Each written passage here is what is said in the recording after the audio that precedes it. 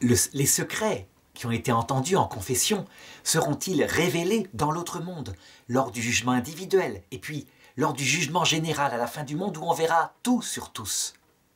Eh bien la réponse est oui, oui. Ce secret du Christ et de l'âme, évidemment, est protégé complètement en cette terre, et c'est nécessaire.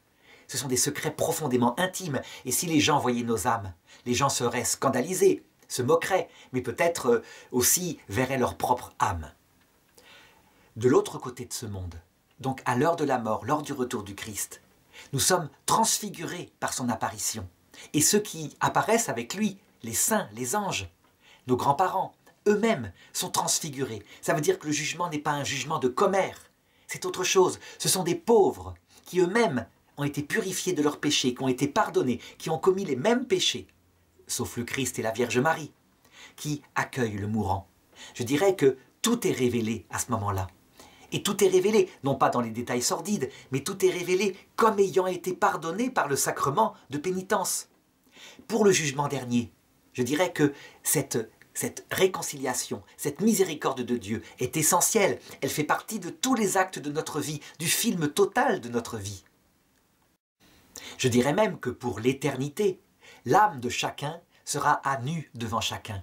Mais évidemment, pas dans les détails encore une fois, c'est plutôt que nous serons marqués éternellement par le fait que nous avons été pécheurs. Et ce sera pour les sauver une gloire, et ce sera pour les damnés la manifestation de la justice de Dieu, de la liberté de leur damnation, parce qu'ils n'ont jamais regretté leur péché.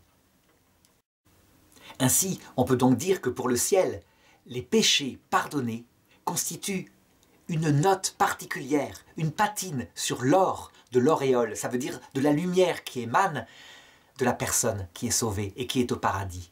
Même chose pour la personne damnée. Selon son péché, elle a une âme différente dans sa perversité qu'un autre damné. Alors chacun pourrait se dire, mais ça va être honteux, on va avoir terriblement honte. On croyait que le sacrement de pénitence faisait disparaître les péchés au point qu'ils étaient oubliés.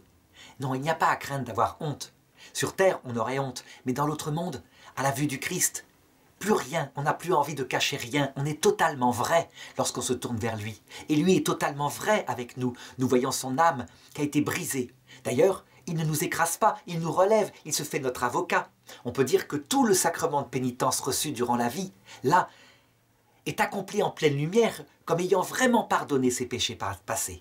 Mais les péchés pardonnés ne sont pas oubliés, ils constituent notre histoire, bien sûr.